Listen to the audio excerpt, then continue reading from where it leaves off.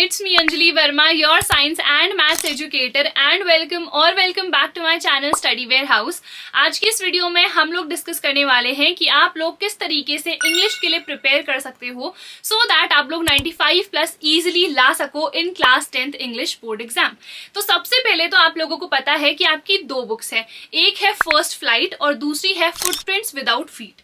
जो first flight है उसमें चैप्टर्स भी हैं और उसी में पोएम्स भी हैं, और जो हमारा फुटप्रिंट्स विदाउट फीट है उसमें तो हमारे चैप्टर्स ही हैं। ठीक है, तो अभी कैसे प्रिपेयर करना है चैप्टर्स को एंड पोएम्स को अभी डिस्कस करेंगे, बट उससे पहले मैं आप लोगों को ये बता देती हूँ कि सिर्फ ये ही बुक्स जो है इनफ नहीं है, आपको इनके अलावा भी कुछ बुक्स से क्वेश्चंस को प्रैक्टिस करना है। कौन कौन सी बुक्स आप लोगों को लेनी है, तो एक तो अच्छा सा आप लोगों को क्वेश्चन बैंक ले लेना है, इसके साथ साथ एक सैम्पल क्वेश्चन पेपर्स की बुक आपके पास होनी चाहिए। नाउ रीजन मैं प्रॉपरली एक्सप्लेन कर देती हूँ, क्योंकि सिर्फ और सिर्फ लिटरेचर वाला पोर्शन हमारा नहीं आ रहा है, हमारा राइटिंग सेक्शन भी आ रहा है और रीडिंग सेक्शन भी आ रहा है। अगर आपके पास क्वेश्चन बैंक होगा और सैम्पल क्वेश्चन पेपर्स होंगे तो लेटेस्ट पैटर्न के हिसाब से ही जो क्वेश्चंस है वो आप लोगों को मिल जाएंगे। ठीक है, अदरवाइज क्या होगा, अगर कोई पुराना क्वेश्चन बैंक आप लोग ले लो या प्रीवियस ईयर क्वेश्चन पेपर्स से प्रैक्टिस करो तो लेटेस्ट पैटर्न के हिसाब से वहां पे रीडिंग सेक्शन नहीं है, राइटिंग सेक्शन नहीं है, इवन लिटरेचर सेक्शन भी वहां पर नहीं है।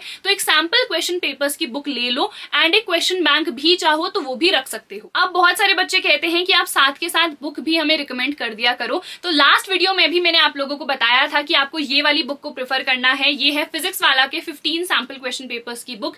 इस बुक में A to Z आपको हर एक चीज मिल जाएगी इन डिटेल। अगर आपको चीट शीट्स चाहिए हैं तो इस बुक में चीट शीट्स भी गिवन है। इसके अलावा सैम्पल पेपर्स की बुक है, तो यहाँ पे सैम्पल पेपर्स तो हैं ही, इजी भी हैं, मीडियम भी हैं और डिफिकल्ट वाले भी हैं, तो अकॉर्डिंगली आपको हर लेवल के क्वेश्चंस की प्रैक्टिस इस बुक से हो जाएगी। इसके अलावा CBSE का जो प्रीवियस ईयर पेपर है 2025 और 2024 का, वो भी प्रॉपरली यहाँ पे गिवन है। इसके अलावा जो लेटेस्ट CBSE का सैम्पल क्वेश्चन पेपर है वो भी विद सोल्यूशन आपको यहाँ पे मिल जाएगा। लास्ट मोमेंट प्रैक्टिस के लिए आपको 111 मोस्ट प्रोबेबल क्वेश्चंस भी इस बुक में मिल जाएंगे। ये बुक सिर्फ इंग्लिश के लिए ही नहीं है, बाकी सारे सब्जेक्ट्स के लिए अवेलेबल है, तो जिस भी सब्जेक्ट के लिए आपको परचेस करनी है आप कर सकते हो। इंग्लिश के लिए तो डेफिनेटली ले ही लो, लिंक मैं आप लोगों को डिस्क्रिप्शन में प्रोवाइड कर दूंगी, क्योंकि इंग्लिश का मैंने आपको बता दिया है कि पैटर्न बहुत ज्यादा चेंज हुआ है। डायरेक्ट हमारे शॉर्ट आंसर टाइप क्वेश्चंस नहीं आते हैं, we have MCQs, we have assertion and reason, तो डिफरेंट हो गया है हमारा पैटर्न, इसीलिए सैम्पल क्वेश्चन पेपर्स प्रैक्टिस करना बहुत जरूरी हो जाता है। अब सबसे पहले हम लोग डिस्कस कर लेते हैं कि हमें लिटरेचर सेक्शन को कैसे प्रिपेयर करना है। सबसे ज्यादा वेटेज इसी की है, 40 मार्क्स का हमारा लिटरेचर का सेक्शन रहेगा। यहाँ पे पोएट्री भी रहेगी, यानी कि पोएम्स भी रहेंगे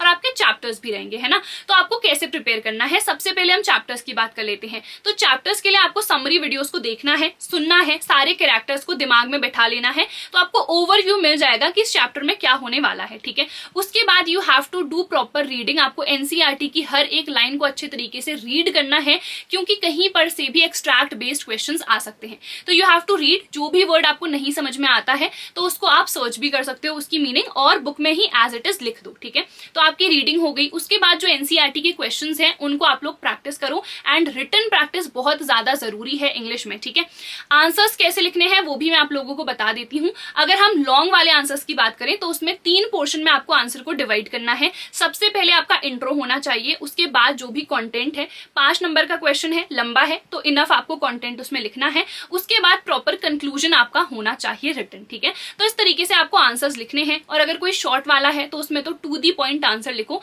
क्योंकि 2 नंबर का क्वेश्चन है तो उसमें राम गाथा तो हमको नहीं लिखनी है, बहुत ही टू द पॉइंट और शॉर्ट रखना है अपने आंसर को। एंड जब आपने NCERT से क्वेश्चंस को प्रैक्टिस कर लिया है तो उसके बाद यार क्वेश्चन बैंक से भी बहुत सारे क्वेश्चंस को प्रैक्टिस करना, एंड सैम्पल पेपर्स तो लास्ट में आपको बहुत सारे करने ही करने हैं।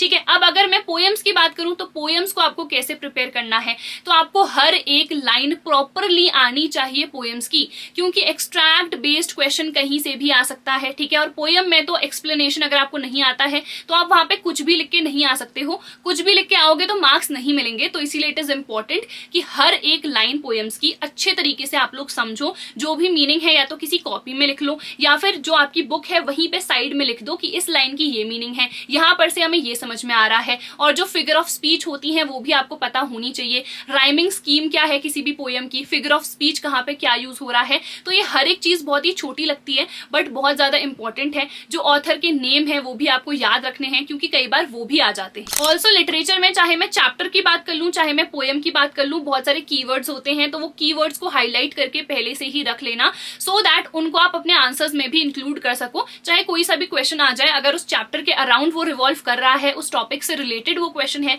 तो वो कीवर्ड्स को आप फिर मेंशन कर पाओगे। ठीक है, तो आई होप यार ये लिटरेचर वाला पोर्शन तो आपको समझ में आ गया कि आप लोगों को कैसे प्रिपेयर करना है। अब हम आ जाते हैं हमारे रीडिंग वाली सेक्शन में। तो ये हमारा 20 मार्क्स का रहने वाला है। रीडिंग सेक्शन के लिए बहुत ज्यादा जरूरी है प्रैक्टिस, ठीक है, क्योंकि अनसीन पैसेजेस हैं, आपने वो पहले नहीं देख रखे हैं। तो अनसीन पैसेजेस का मैंने आप लोगों को बता ही दिया है कि क्वेश्चन बैंक से आपको बहुत सारे अनसीन पैसेजेस देखने हैं, सैंपल क्वेश्चन पेपर से देखने हैं एंड इनकी प्रैक्टिस करनी है। कितने प्रैक्टिस करें, कब कब प्रैक्टिस करें, तो आप एक वीक में डिसाइड कर लो, कोई भी 2 दिन ले लो कि मुझे इन 2 दिनों में एक अनसीन पैसेज देखना है। तो ऐसे वीकली आपके 2 अनसीन पैसेजेस हो जाएंगे, तो आपकी प्रैक्टिस भी बहुत अच्छी तरीके से हो जाएगी। इवन अगर आप अनसीन पैसेजेस को पढ़ोगे ना, तो कुछ नए टर्म्स भी इंट्रोड्यूस होंगे, तो आपकी वोकैबुलरी भी इंप्रूव होगी एंड अकॉर्डिंगली उनका यूज करके मे बी आप अपने आंसर्स को भी बेटर कर पाओ। अब आ जाते हैं हम हमारे राइटिंग और ग्रामर वाले सेक्शन में। तो ग्रामर सेक्शन की अगर मैं बात करूं, तो जो भी हमारे रूल्स हैं आपको पहले अच्छे तरीके से पढ़ने हैं और कॉपी में लिखने भी हैं, क्योंकि रूल्स को ना हम लोग बहुत ज्यादा भूल जाते हैं। इवन मैं तो पहले से क्या करती थी कि अगर ये सुनने में अच्छा लग रहा है ना, तो यही सही होगा, बट ऐसा हमेशा होता नहीं है। तो जितने भी रूल्स हैं आपको प्रॉपर्ली मेंशन करने हैं और क्वेश्चंस को ज्यादा से ज्यादा प्रैक्टिस करो। 5 से 6 क्वेश्चन अपने डिसाइड कर लो कि मुझे डेली के करने ही करने हैं। अगर आप लोगों को रूल्स पता है तो हार्डली 5 से 10 मिनट ही आपको लगेंगे उन क्वेश्चंस को सॉल्व करने में, तो आपका ज्यादा टाइम वेस्ट भी वहां पर नहीं होगा ग्रामर वाले सेक्शन में। ठीक है, अब राइटिंग वाले सेक्शन की बात कर लेते हैं। तो राइटिंग में पहली बात तो जितना फॉर्मेट है आपको वो बिल्कुल रट लेना है कि नोटिस में डब्बा तो बनाना ही है। ठीक है, ऊपर क्या लिखना है, डेट कहाँ पे लिखनी है, फिर कंटेंट में क्या जाएगा, स्टार्ट मुझे कैसे करना है, तो ये सारी चीजें पहले तो रट लो बिल्कुल। ठीक है, उसके बाद बहुत ज्यादा प्रैक्टिस आपको करनी है और इसके लिए तो रिटन प्रैक्टिस भी करनी है, क्योंकि आपकी वोकैबुलरी अच्छी होनी चाहिए, सेंटेंस फ्रेमिंग अच्छी होनी चाहिए, नहीं है तो फिर मार्क्स नहीं मिलेंगे। ठीक है, तो ये सारी चीजें आपको राइटिंग और ग्रामर वाले सेक्शन के लिए करनी है। देन एक सवाल आप लोगों के दिमाग में मे बी आ रहा हो कि आपने कह दिया कि सैंपल क्वेश्चन पेपर्स प्रैक्टिस करने हैं, तो क्या हमें पीवाईक्यूज बिल्कुल नहीं करने हैं? तो करो, 5 से 10 पीवाईक्यूज को प्रैक्टिस करो, अनसीन पैसेजेस भी देखो, राइटिंग वाला सेक्शन भी देखो, लिटरेचर का पोर्शन भी देखो, क्योंकि वहां पर से हमें मोस्ट इंपॉर्टेंट टॉपिक्स और क्वेश्चंस पता चलते ही चलते हैं। बट क्योंकि अभी हमारा पैटर्न चेंज हुआ है ना, तो उस पैटर्न के अकॉर्डिंग हमें क्वेश्चंस को प्रैक्टिस करना है, इसीलिए इट इज मैंडेटरी। ठीक है, ये मैंडेटरी है। पीवाईक्यूज तो अगर स्किप करना चाहो कर भी सकते हो एक बारी को, बट मैंडेटरी है कि सैंपल क्वेश्चन पेपर्स को तो आप लोग प्रैक्टिस करो ही करो, क्योंकि लेटेस्ट पैटर्न है और वो लेटेस्ट पैटर्न आपको पीवाईक्यूज में नहीं मिलेगा। और बुक मैंने आप लोगों को बता ही दी है कि ये जो फिजिक्स वाला की सैंपल क्वेश्चन पेपर्स की बुक है, इसको आप लोग प्रेफर कर सकते हो, लिंक मैंने ऑलरेडी डिस्क्रिप्शन में डाल दी है। ठीक है, तो आई होप यार समझ में आ गया होगा कि हमें कैसे कैसे प्रिपेयर करना है। इंग्लिश में आपके 3 सेक्शन है, लिटरेचर, राइटिंग और ग्रामर वाला, और हमारा रीडिंग सेक्शन। तो हर एक सेक्शन की जो स्ट्रैटेजी है वो अलग अलग है, तो आपको अकॉर्डिंगली ही प्रिपेयर करना है। इसके अलावा अगर कोई भी डाउट है तो आप लोग सिंपली मुझसे कमेंट सेक्शन में पूछ सकते हो। So that is it for this video. I hope यार इस वीडियो से आप लोगों को काफी बेनिफिट हुआ होगा। अगर इसके अलावा भी कोई डाउट है तो आप लोग मुझसे पूछ सकते हो। अगर वीडियो पसंद आई है तो लाइक कर देना और चैनल को सब्सक्राइब कर लेना। हम मिलेंगे हमारी अगली वीडियो में। Till then bye everyone, take care and all the very best.